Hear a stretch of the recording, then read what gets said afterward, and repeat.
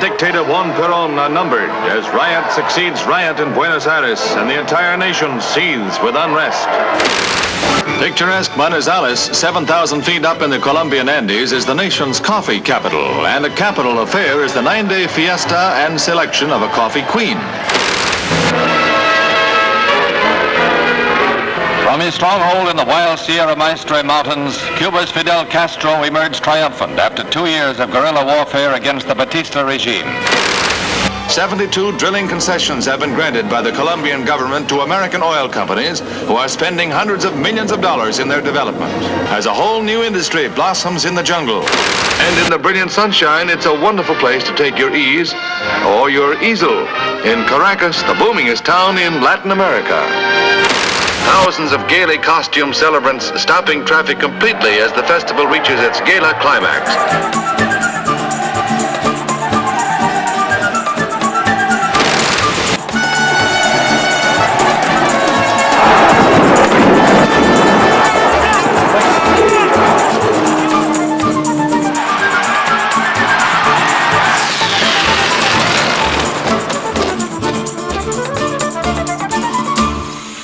Latin America is a very diverse region, whether you're talking about its geography, its people and their culture, its economy, or its government.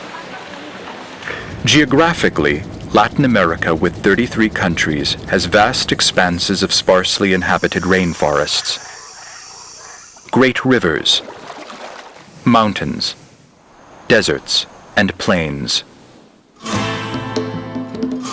Latin America's people and their cultures are as diverse as the land they occupy. Indians, Europeans, Africans, and peoples of mixed races all live in Latin America. The Indians were the first inhabitants of the region. The Europeans arrived during the 15th century. The Africans were brought to the region by the Europeans to work as slaves. Over the years, these distinct cultures intermingled. As a result, a large and growing segment of the population is racially mixed. Some keep their original cultures and practices, while others develop new ones as they continue to integrate.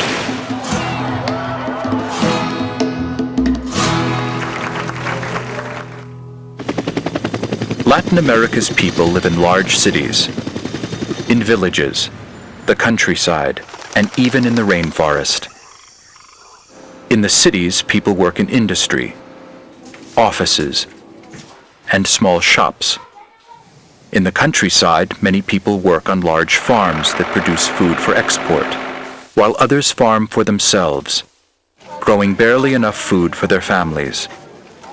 Some Latin Americans fish the region's rich waters, while others work in its mines. But there are also millions of Latin Americans who are unemployed. Many of the unemployed live in or around teeming cities in shanty towns, often built of cardboard, tin, and plastic sheeting. These shanty towns stand in immense contrast to the homes of Latin America's rich and prosperous, mostly people of European descent who dominate politics, economics, and society. Latin America has a history of violence. For many years, its governments were primarily military regimes under the control of dictators. But in the late 1980s and early 1990s, democratization and economic reform swept through Latin America, bringing much hope to the majority of the people. Today, every country in Latin America, with the exception of Cuba, has a freely elected government. Will these new governments survive? And will economic growth continue? It is not clear. It is clear, however, that Latin America is of growing importance to the United States.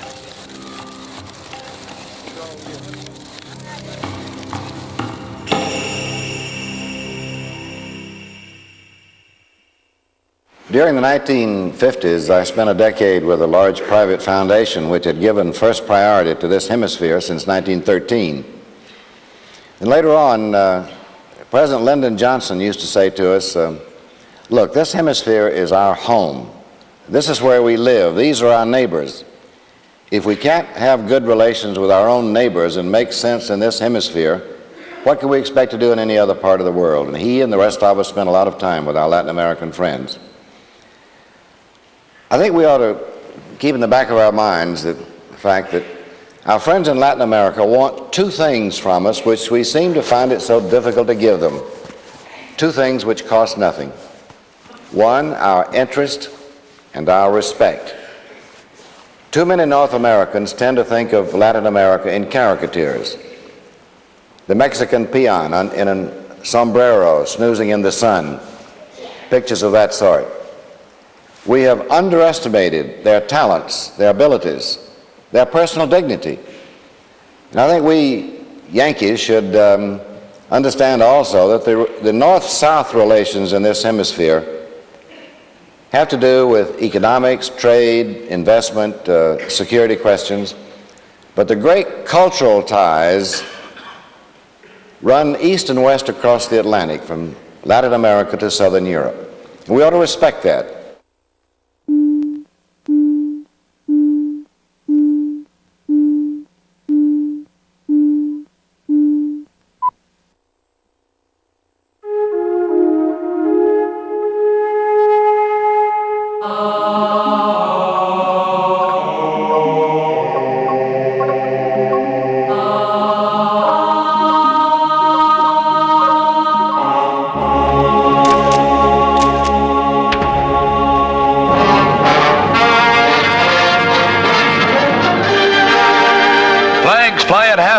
In memory of Colombia's left-wing liberal leader, Jorge Eliezer Gaitan, assassinated in the riots that made a shambles of Bogota. Hundreds were wounded in the melee by the riotous mobs. Over 500 were killed, and scores of buildings were set ablaze. Thousands were made homeless in the devastated areas. Cuba once again experiences a revolution.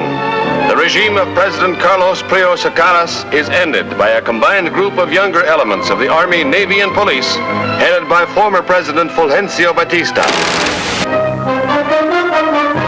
A week-long clash between opposition forces in the Argentinian army comes to a climax in Buenos Aires as the nationalists move on the capital. Most Latin American states have a history of political violence. Even after military coups and bloody revolutions, governments usually remain in the hands of the military or a small wealthy elite. But in the late 1980s and 1990s, all this began to change. Throughout Central America, civil wars have ended. Today, every state in Latin America, with the exception of Cuba, has a freely elected government. For example, in Chile, the military regime was replaced by civilian rule. And in Mexico, elections are freer and more open than they have ever been before. However, many of these young democracies still face serious challenges. Violence continues. Millions remain in poverty.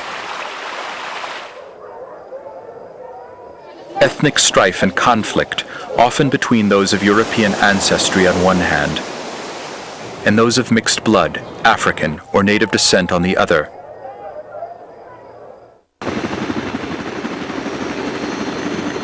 In some countries, such as Peru and Colombia, drug cartels threaten the emerging democracies. With so many challenges, will these new governments survive? Or will Latin America return to its legacy of authoritarian rule and military control? It is still too soon to tell. Is the process of democracy now in the region irreversible? Nothing's irreversible. You can name some places where it isn't working well now, Venezuela and Haiti and so forth, but by and large, I think Latin America is a real success story over the last decade. Is it for the same reasons, the end of communism, or are there different reasons? It's because they've seen what most of the rest of the world has seen, and that is that free markets and democracy work. I don't know that it's democracy as much as it is free market. Yeah, I think that's right. What these leaders have learned is that a free economy with market principles is what brings success. But Ed, you will admit, Al, excuse me, you will admit, I thought you were Mr. Muskie for a minute. I thought you They long for a Democrat. They long for a Democrat. You will admit that with the opening up of complimented markets, me, incidentally. when the markets open up, that tends to also lead to democratization of the political process. It inevitably follows.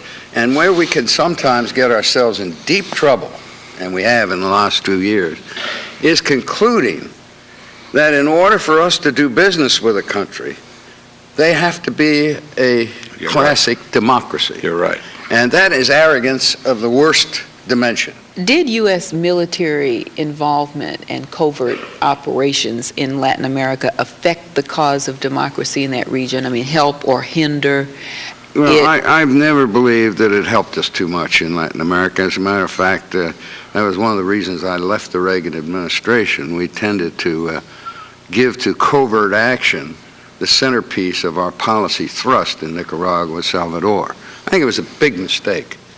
I think it was in Cuba some years ago when Jack Kennedy was conducting guerrilla warfare against Cuba, and I was part of it, so I know all about it.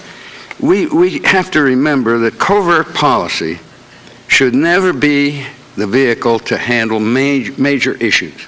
But when you use it for major policy questions and you deprive the American people of the knowledge of what you are doing, you're asking for trouble.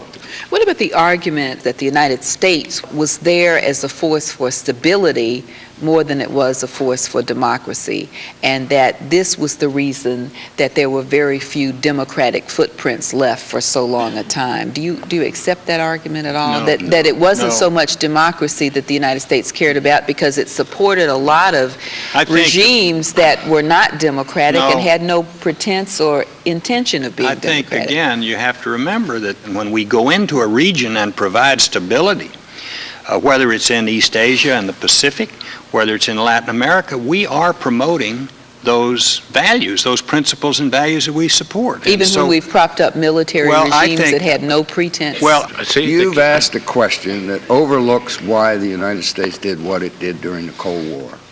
It was major concern about Marxism and Soviet-led insurgencies throughout the world. And so we had to take a lot of strange bedfellows on in order to combat that, either wrongheadedly or correctly.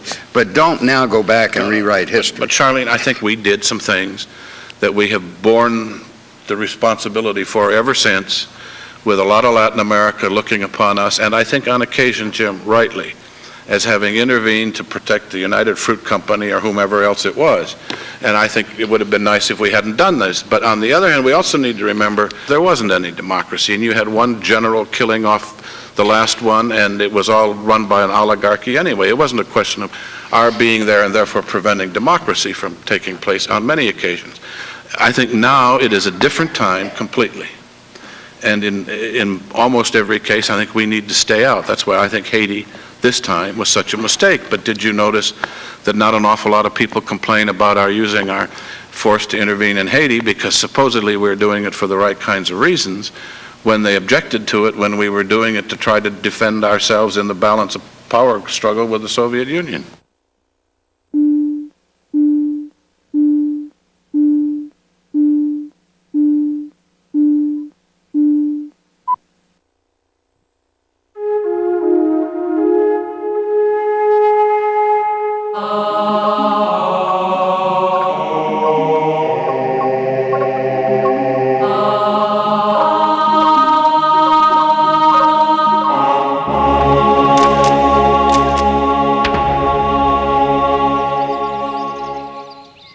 Compared to the United States, Japan, and most countries in Western Europe, Latin America is an underdeveloped region.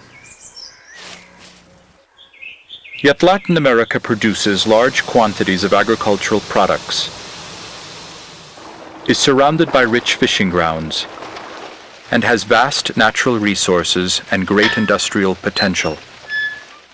For most of its history, Latin American countries were controlled by foreigners and a small wealthy elite. In the early part of this century, wealth was exported for use by others. This led to a Latin American reaction against foreign investment and foreign trade. Many Latin American countries nationalized industries and agriculture. This eventually led to tremendous debt, economic decline, and greater poverty. Then, in the 1980s, Latin American countries initiated new policies that accelerated economic growth. They removed trade barriers, encouraged foreign investment, and promoted technology transfer. They also worked to create larger, more profitable markets by linking their economies to one another and to that of the United States and Canada.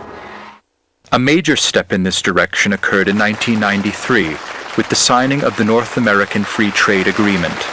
Then, in December 1994, at the Summit of the Americas in Miami, Florida, plans were made to establish a free trade area throughout the hemisphere by the year 2005. Will open markets in the Americas create a better life for the people of Latin America? And will economic growth continue? Gentlemen, I always find when preparing for these conferences that I come up with many fewer questions about the Western Hemisphere, Latin America, than I do about Europe. Does this reflect what is truly important to the United States, or is it just habit? The American public tends to think of Latin America as a man sleeping under a sombrero in the sun. You know, since I was 6 years old, Brazil has been on the point of collapse. But it never collapses. It continues to grow. The same thing is true with countries like Argentina and Chile and Peru and so forth. There's enormous talent in those countries, and we overlook the talent that those countries have. And we should not do that. We should pay more attention to this hemisphere. Dr. Kissinger? I believe the most exciting thing that is going on in the world right now is the spread of democracy and market economics in Latin America. And I believe that the administration will be remembered longest for the free trade agreement that it is now negotiating with Mexico and has already negotiated with Canada. I think what is going on in Mexico is extremely exciting. They have responsible economics. They're moving towards a more open political system. Is that trade agreement with Mexico going to cost the United States any jobs? Well, you know, I've just been in Mexico. In the United States, the argument is it will lose jobs. In Mexico, the argument is that it will hurt their industries because they're going to be swamped with American products. But the interesting phenomenon is that businessmen on both sides of the border have become convinced that we will export more, the economic level of activity will increase. There is, of course, a problem that the people who lose jobs are not necessarily the people who will gain the jobs from the additional activities, but the gains will so far outweigh the losses. Secretary Shultz and then Secretary Rogers. People have often asked me if I was surprised when the Berlin Wall went down. And I say, well, yeah, but not nearly so surprised as I was to hear that Mexico is privatizing its telephone system. That's really surprising. And it represents a deep change in culture and attitude, and a shift to a point of view that says private property, private enterprise, markets, and so forth are the way to organize economic activity. Just a note to underscore what Henry says, there's a great deal of interest growing in the financial community to invest money in Mexico. It's been quite decided change in the last year, and I think that's a very good sign and I think it'll improve our relations with Mexico. When we speak about an increased United States interest in or attention to the affairs of Latin America, are we also speaking about American aid? Because that almost always seems to come up. No significant country in Latin America that I know of at this moment that is asking for American aid. They have made what is really a conversion, as George has said. They want private investment, and they recognize that in order to get private investment in a competitive world in which there's a shortage of capital, they have to create the investment opportunities. Until about 3 or 4 years ago, even the private sector in Latin America used to be for protectionism. Now they are willing to compete, and they're doing the right thing, and it is not being noticed. And we really ought to get that free trade agreement passed fairly soon. If that agreement went through, would it make us more competitive, perhaps, with Japan in the Pacific and with the European community? I think it would be an important step to make us and the hemisphere more competitive in a world in which these regional realities are emerging. I also share the point of view that Henry expressed, is that we must continue to have an expansion of this free trade throughout the hemisphere, because otherwise we're going to be contributing to regionalism and trade blocs. Europe 92 can become increasingly exclusive and monolithic, which I think would be a dreadful mistake, and there's no question that a U.S., Canadian, Mexican trade area would be the largest consumer market in the world. And so I agree with everything that everyone said here. Give an example of the change in attitude. When the telephone company was privatized, the labor unions, they were objecting violently about for American domination, and the president of Mexico, Salinas, met with them, and he said, you have two choices. You can work for the gringos in the United States, or you can work for them in Mexico, but you have no other choice. We are not going to keep the system. Well, I think he also said that if you insist on the government keeping the system, we have no capacity to invest and to expand the system and create more jobs. So if we bring in investors from abroad, it'll be a healthier system. And he also took, I think, roughly $10 billion that were generated by that sale, and I think this is an indication of the way he thinks. And he's tried to invest that into improving the quality of education in Mexico. Absolutely. There's one final thing I just want to add, in fairness.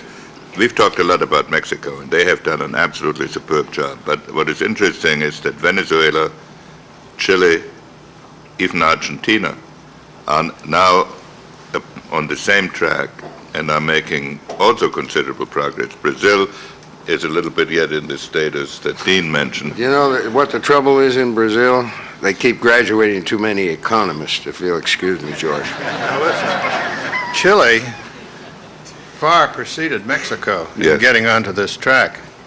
And the basic ideas came from the economists that we trained when I was at the University of Chicago. And they did a hell of a job. Touche.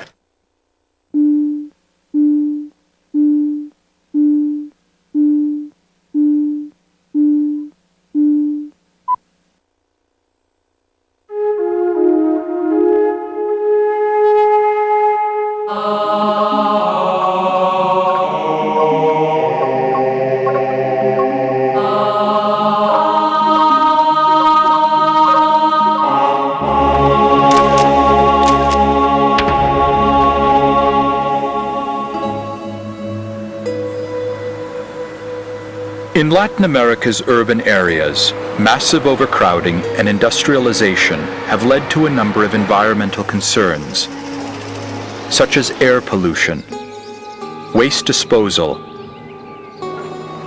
and water treatment problems. In its rural areas, pesticides and fertilizers contaminate water supplies.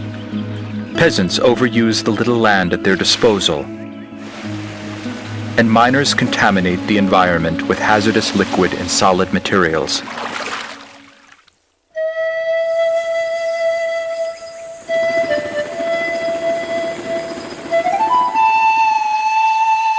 But perhaps the most serious environmental problem facing Latin America today is how to preserve the rainforests. Why are the rainforests being destroyed?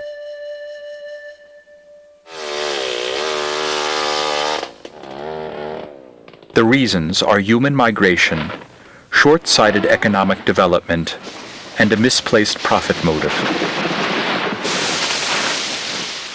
In Brazil, in the early 1970s, the government began relocating people from overcrowded cities and drought-stricken farms to the sparsely inhabited areas of its interior. This was the beginning of the destruction.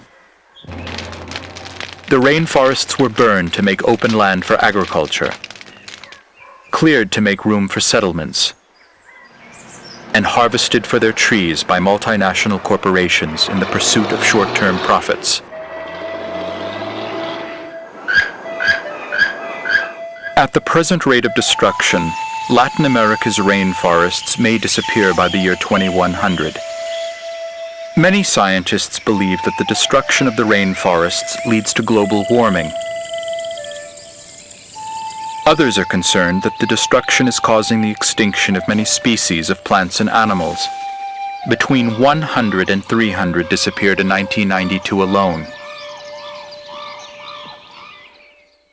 With Latin America's critical role in the global environment, the United Nations chose Rio de Janeiro, Brazil, as the site for its 1992 Earth Summit. 178 countries participated, and over 100 heads of state attended. Never before had so many heads of state from so many parts of the world assembled to discuss environmental issues. Treaties were signed, declarations were issued, and billions were pledged. But it remains to be seen whether the Rio Summit was a success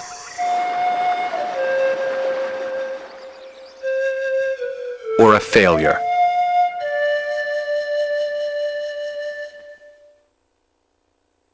When we speak about the United States and Latin America, we also often speak about the environment, and particularly Brazil, the Brazilian rainforest. Is American policy there an effective one? The last time I talked to a Brazilian foreign minister on this subject of the Brazilian rainforest, he said, well, if you want some trees, plant your own trees. You cut them all down.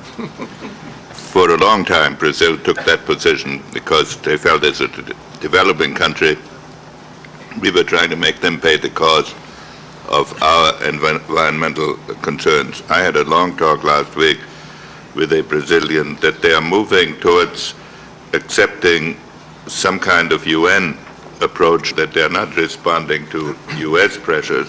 Secretary Muskie? Well, it's interesting that we've left until perhaps one of the last subjects of this discussion the greatest threat to this planet and to life on this planet. What Henry has in mind may be the Conference on Environment and the Economy that the United Nations has set for next year.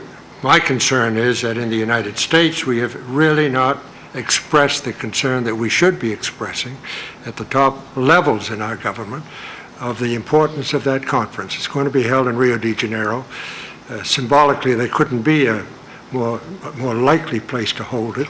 We have done very little in this country about preparing, and we seem to be reluctant to do what the whole world knows we are, the greatest consumption, the greatest threat. We're the greatest polluter. The greatest polluter, exactly. What the developing countries might do to deal with the problem and to reduce pollution on the planet is relatively little compared with what the rest of us do, and yet they are the sort of the population growth that is one of the big threats to the environment looking down the road. And how do we persuade them, to get that problem under control, the rainforest problem under control, and so on? They are the great potential polluters of tomorrow, but we are there today. And the question, I think, of the Rio Conference and its success will depend upon the leadership that the industrial world shows at that conference. I would like to start with the single most obvious fact about the new world in which we live, and that is that the Cold War is over. And I would like to start with a definition of the new era in which we live. Mr. Schmidt. It seems to me that it might very well be called the era of uncertainty. The former era was a clear-cut black and white era. Communism and Bolsheviks and Soviet Union were the blacks and the rest of us were the whites. Now we are entering in an era of undecided questions. All the problems that had been covered over by the Cold War are going to be uncovered. And one will understand that they have not been solved during the period of the Cold War. The gravest problems, which are going to be understood in this present era of uncertainty, is what do we do as mankind as a whole? What do we do with the dangerous population explosion? Right now, the world's population is doubling every 42 years. We are 6 billion people at the end of this century. We were 1.6 only at the beginning. And this is going on, and there are just going to be too many people on Earth in order to be able to live in peace among ourselves. And combined with that one is the environmental degradation. And the question is whether we are capable as a whole of dealing with these questions, or whether we will stick to our old system of nation states, which means we are not capable of dealing with these questions. Therefore, I guess that if one looks back onto the 90s of this century, from the point of view of the next one, this is going to be called an era of uncertainty, and certainly is it not going to be called a new world order. Do you share that view, Lord Callahan? I was in Potsdam yesterday, and they told me that they were going to celebrate, I think, their thousandth anniversary, I think, next year. 993, the city was founded. I'd just like to put what Helmut said in a different perspective. Between 993, when it was founded, and 1950, the population of the world grew by 1 billion. In the last 40 years, it has grown by 3.3 billion. And as Helmut said, it's going to go on growing at that rate. This increase is not going to come in our countries here or in yours. This great increase is going to come in the poorest parts of the world. And migration, remember, is always the savior and the hope for the poor and the miserable. And there will be an intense migration unless we, the industrialized Western world, tackles this population problem and the poverty from which it is resulting. There are many solutions. You and I have discussed them on a number of occasions. But I'm absolutely certain that this is the problem to which we must devote our attention. Is it possible that what we will also see is the West in Europe building a wall, another kind of grotesque wall, against the movement of this mass immigration of starving and downtrodden people? Mr. Schmidt. We wouldn't build a wall, but certainly is it likely that the Europeans will try to dampen immigration from cultures that are very different from our own. But this will not only happen in Europe. I think that in the next century, all of us will be faced with great dangers of immigration and therefore dangers of armed conflicts. But this is not the greatest problem of the next century. The greatest problem of the next century is the greenhouse effect, which also will be spurned by overpopulation, because all the newly born children will grow up and will then wish to cook their meals. Hundreds of millions of them will wish to drive automobiles. Even millions will wish to fly, and all this means the use of hydrocarbon energy, and all this means a degradation of the atmosphere, and the climates will change. They will change rather quickly. Within less than half a century, we'll say, a change of climates, and that will be a consequence, not a cause. The cause is the population. Right. Right, and the other thing is the consequence. I would not be afraid of the course if it wouldn't offer these consequences. I'm very impressed that both of you, to a question relating to the Soviet Union, found it necessary to go into a discussion about immigration, the third world, population, and these are the underlying central forces that are really of concern.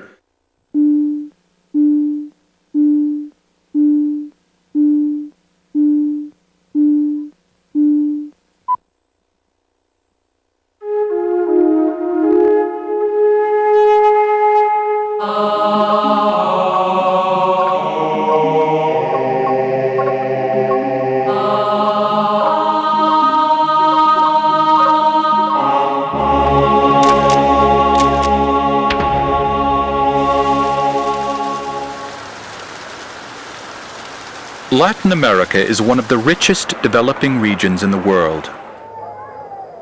Why then do 40% of its people live below the poverty line? Is it because political power and wealth are concentrated in the hands of so few? Is it a result of the region's high population growth, which for many decades exceeded the growth rates in Africa and Asia? Or is it because of the millions of peasants and farmers each year who migrate to the big Latin American cities in search of jobs that do not exist? During the 1980s, wages in Latin America fell by more than 20% because of a worldwide recession and a debt crisis caused by excessive borrowing. In the 1990s, however, the region began experiencing higher rates of economic growth. But much of the new income still goes to the wealthy. Little trickles down to the poor. In addition to the problem of poverty, many people in Latin America are still being denied human rights, even though 32 out of 33 of the region's countries are now ruled by freely elected governments. Indians, Africans, and those of mixed races are discriminated against. People are imprisoned for extended periods without being charged with a crime. And prisoners in some countries routinely disappear.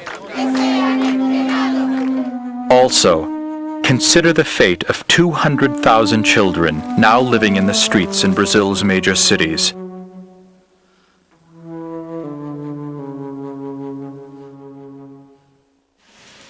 Nowhere is there more poverty and hardship than in Haiti.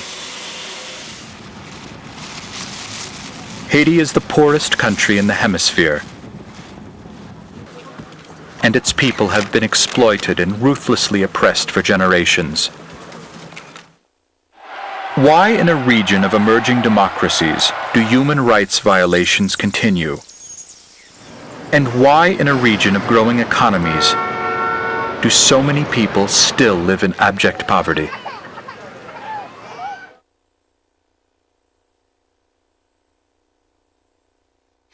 Throughout the world, the blatant abuse of human rights, including torture, imprisonment, and genocide, continue. And this, of course, despite the 1993 reaffirmation of the Universal Declaration of Human Rights at the conference in Vienna. At this point, how would you judge the performance of the United Nations in seeing to it that those rights are advanced? Mr. Ambassador. One of the problems with the United Nations is more than half the nations in it have one party and one government. Which means? Which means that you will not have human rights as long as only one party remains or one man remains the leader for life. Has that been a static situation, or is things improving? There's been a great improvement in South America in that respect. I mean, there's not the only dictatorship left in South America is Cuba. In Africa, it has been less so, unfortunately. I'm willing to be a bit more generous than that. Human rights are improving in Africa. Namibia, I think, was a transition that took place with almost no ripple whatsoever. I think South Africa was moving from a place where CNN had the incidents of human rights violations almost every day to one where it is not happening very often. Even Mozambique is coming around to respecting the human rights of its citizens. So I don't believe that there's a static situation. I think that it is improving. And I think we can thank the UN in part for that happening. I think Ed is right. I would agree that the promotion of human rights through the UN and also, and we shouldn't forget it, through the United States, which plays an enormous role in this process, has moved ahead of the promotion of democracy. I think it continues to be disgraceful that you can't get a resolution, for example, on China's human rights abuses out of the United Nations, and we understand why. That represents a kind of voting contest on this issue, and it's hard on Cuba, where the issues are very clear-cut and very stark. But I do believe that gradual progress has been made.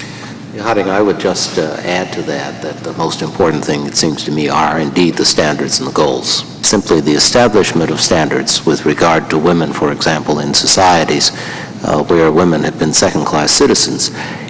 It is necessary for countries to go through all kinds of explanations and gyrations to explain why they're not meeting those standards. And increasingly they're having to do that. So the constant reiteration of those standards is a very important thing which the UN has done. I am struck by something in several of the remarks, and that is the counterattack, nonetheless, the assault, in fact, from a number of Asian countries on the entire idea of human rights as being simply some Western construct which arises not from their cultural background but from ours alone. Is that a convenient way to dodge accountability? Tommy Koh, who I think most of us know is a very respected representative of Singapore at the UN in times past, I heard Tommy rationalizing Singapore's approach as opposed to our own. And he suggested, for example, that if they had tolerated free religious activities as we have in the United States, that in a society of theirs, like theirs, where it was such a volatile issue that they would not have peace.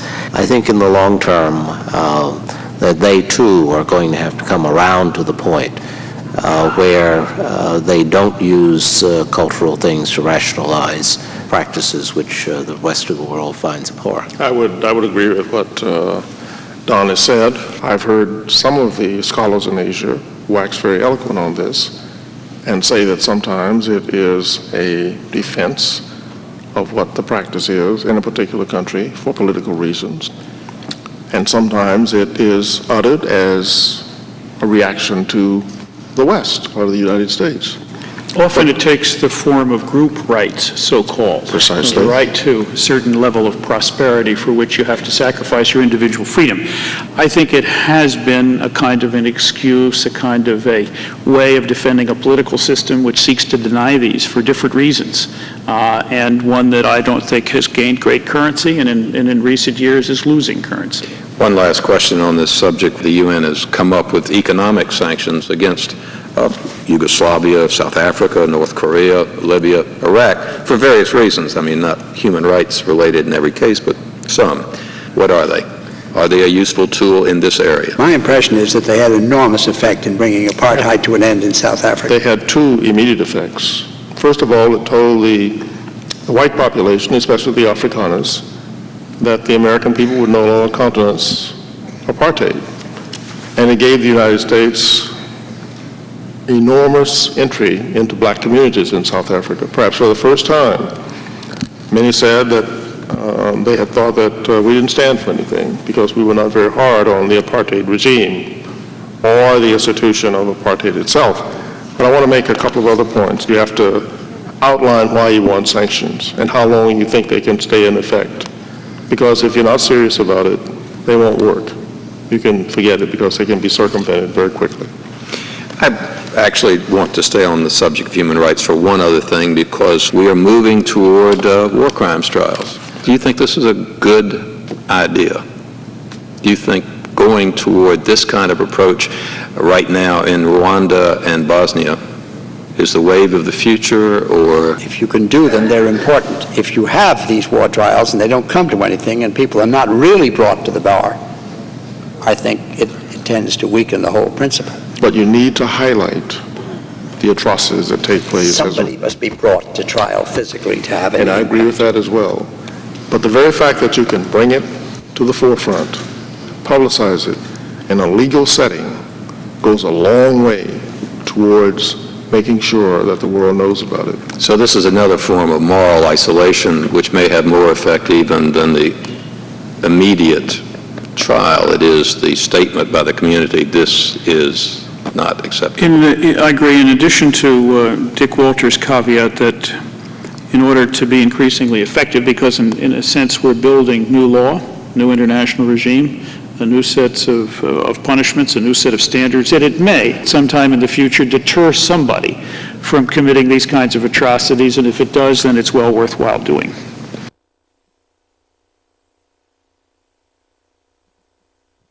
Let me ask about Haiti. I mean, now that President Aristide is back in power, what role, having gone in, rightly or wrongly, but we're there, what role should the United States now be playing in Haiti? We should be bringing the troops home. The president said we weren't in there to police Haiti. He said we weren't in there to nation build. He said we were in there to restore democracy in the person of Father Aristide. We've done that. Let's come home. Secretary Haig, you agree with that? I was very much opposed to the employment of military power in Haiti. Because? Because the military are not good social engineers. This was a social engineering problem.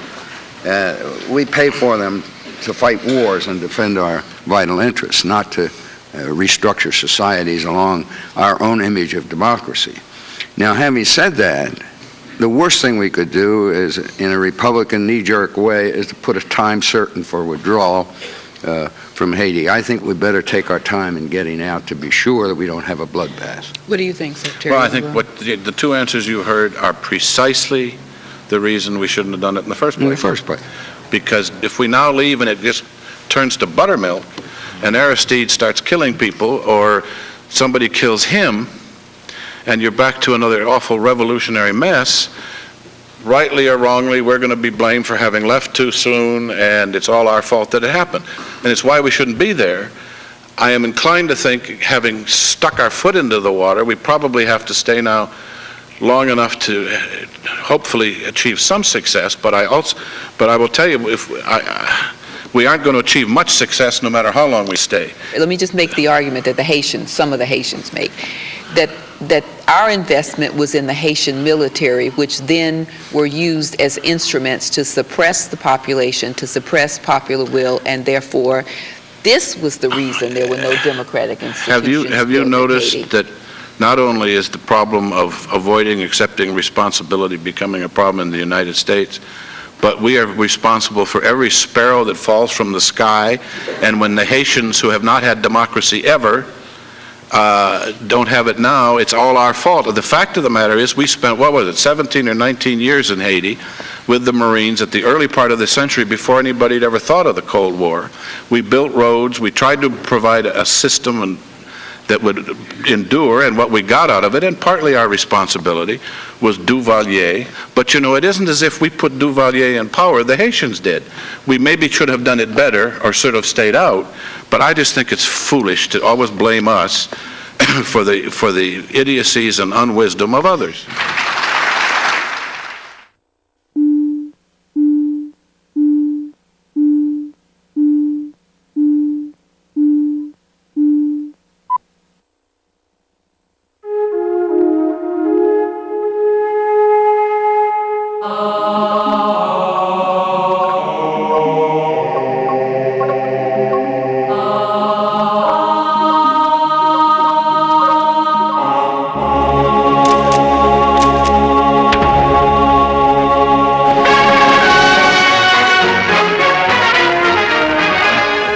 President Nixon arrives in Venezuela, last stop on his South American tour.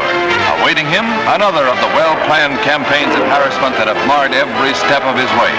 But he and Mrs. Nixon arrive smiling. Despite what has gone before, despite their knowledge they'll be targets for another communist-sparked onslaught. A strict quarantine on all offensive military equipment under shipment to Cuba is being initiated. It shall be the policy of this nation to regard any nuclear missile launched from Cuba against any nation in the Western Hemisphere as an attack by the Soviet Union on the United States. What What began as a revolution by followers of exiled Dominican President Juan Bosch quickly deteriorated into outright anarchy when the leadership was taken over by communist agents. President Johnson ordered Marines into the country to protect the democracy. The American nation cannot, must not, and will not permit the establishment of another communist government in the Western Hemisphere. The United States often finds itself directly involved in the affairs of Latin America and has a history of using military force to protect its interests in the region. On many occasions, it has come to the aid of corrupt dictators and ruthless military regimes. However, in the late 1970s, the United States also began to actively promote human rights and democratic reform. And in the 1980s, the United States sent military forces into the region on 5 different occasions to protect its many interests. For example, in 1989, U.S. troops invaded Panama and arrested General Manuel Noriega because of his alleged involvement in the drug trade. And in 1994, U.S. troops were sent to Haiti with the stated purpose of forcing out the military regime of General Raúl Cedras so the democratically elected government could take control. Today, with the end of the Cold War, what are the major U.S. interests in Latin America? Is it to safeguard human rights and promote justice? To secure U.S. economic interests and promote trade? To control illegal immigrants? To reduce the flow of drugs from Latin America? Or to protect the environment? All of these issues are crucial to this generation and generations to come.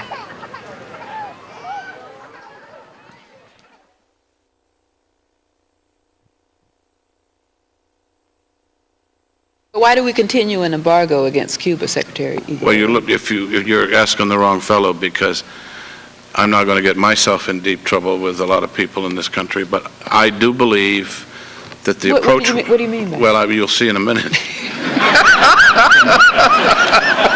I do believe that during the period of the Cold War, our policy toward Cuba was absolutely correct. When they had troops in Angola and were playing around in Central America, I think the policy was right. With the end of the Cold War, the end of Soviet support for the Cubans, I think we should be approaching the Cuban case much as we approached the Chinese case. A lot of people don't agree with it, and the way Al is looking at me, I think he's probably going to kill me when we leave here this afternoon. But all of that said, I think it's time to really change the approach toward Cuba.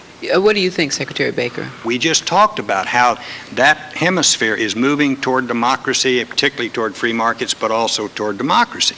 And to sit down now and to negotiate some sort of a compromise with Castro, I just think is absolutely the wrong approach to take. And of course, that's basically what I said last year. Secretary Haig. At least you're consistent. I'm going to take that. I'm going to surprise you, No Larry. flip-flopping here, Larry.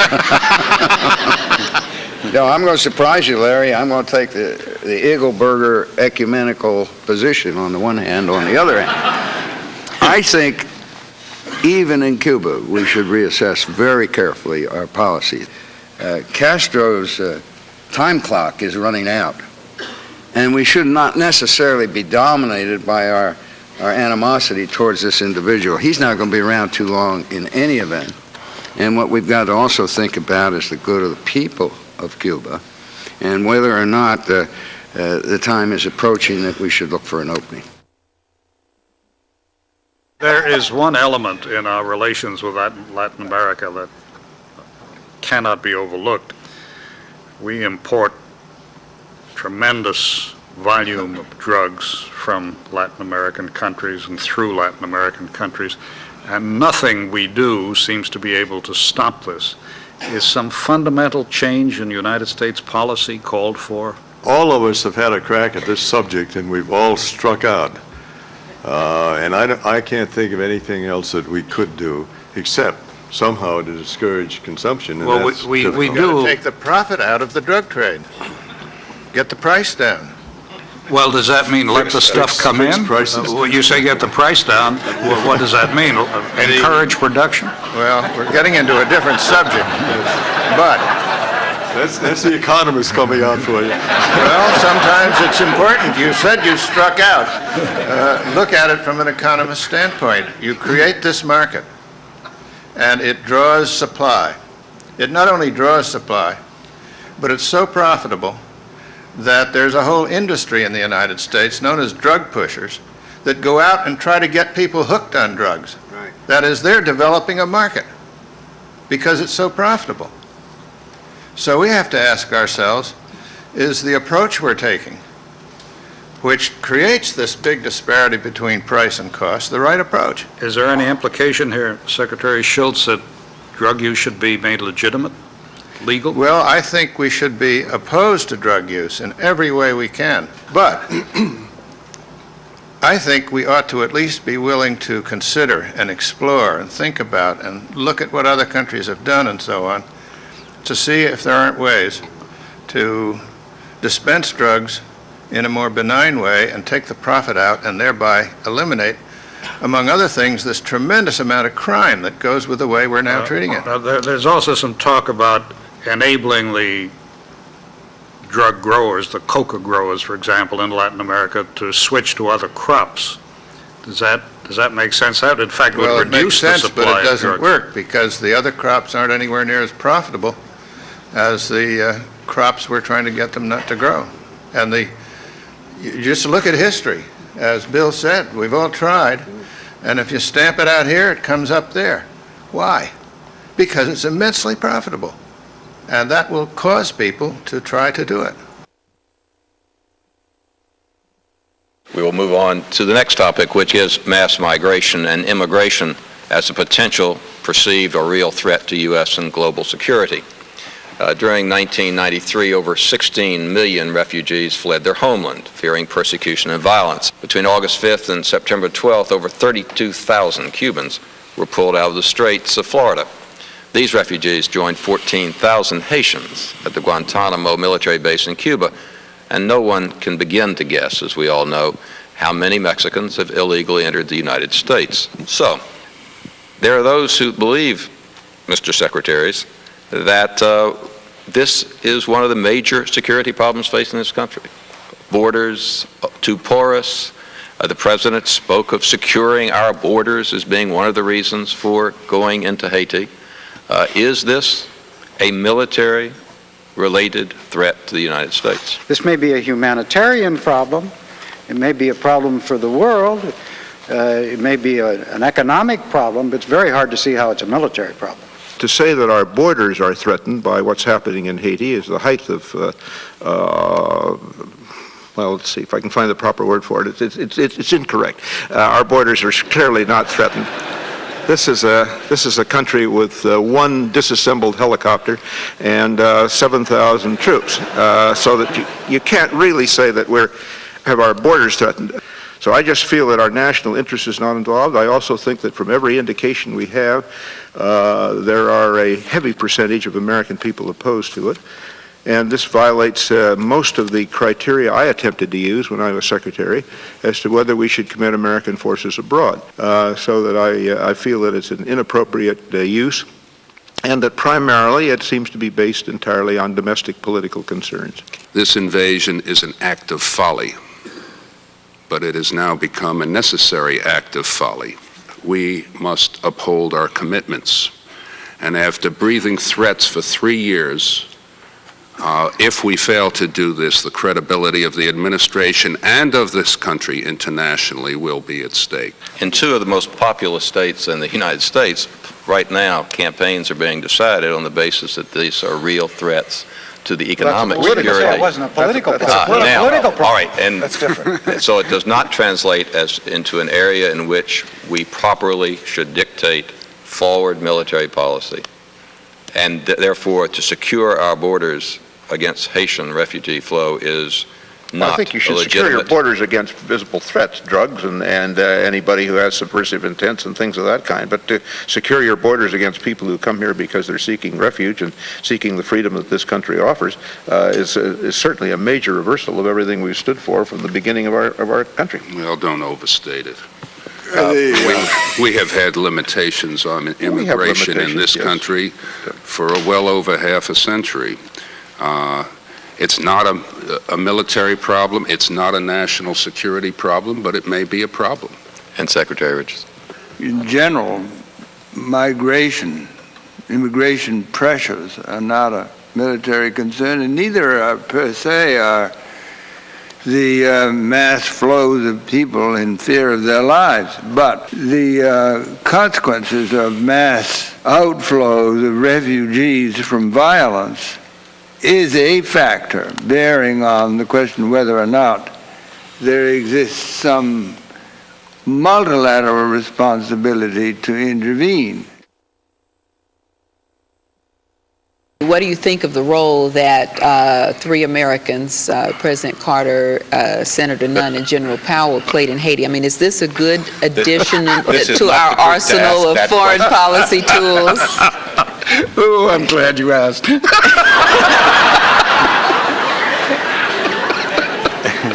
Secretary, you're the only one not foaming at the mouth, Secretary Baker. Let me get an answer from you. We are in Georgia, just remember. Let me answer. I think we made a mistake going into Haiti militarily. I argued against it before it happened. A lot of people did. But if you're going to go in, it's a lot better to go in peacefully than it is to go in a combat way.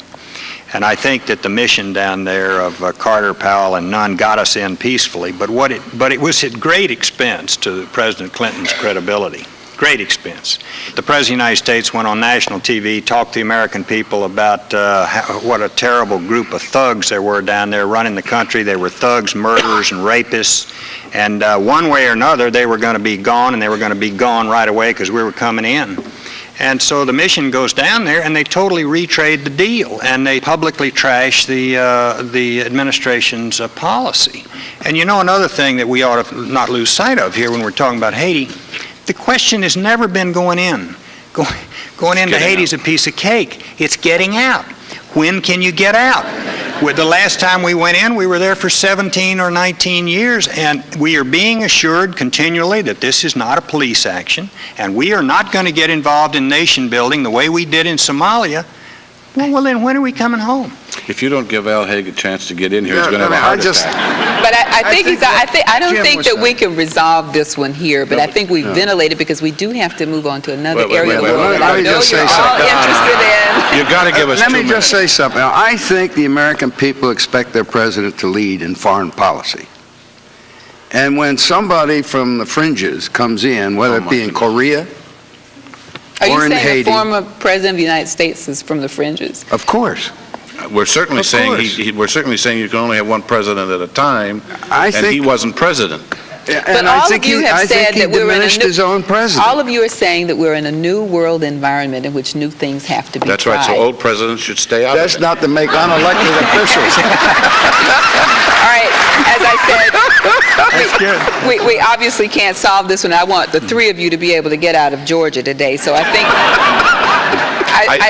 think we have to move on to Asia. Can't you give me just one more minute? How about 30 seconds? Jim, Okay. do it. I can get out of Georgia. I gave them credit for getting us in peacefully. No, I noticed you did that. Left us holding the bag. You but now anyway. have 25 Okay, but seconds. Jim, the point is, okay, so we went in without losing any troops. I have to tell you, if the world's only superpower couldn't have handled the invasion of Haiti, even without President Carter's greasing the skids, I don't know. I think we could have done it without any loss. I'm not at all sure that that's a very strong argument. All right. Thank you. Thank you. And you did it in under 25 seconds.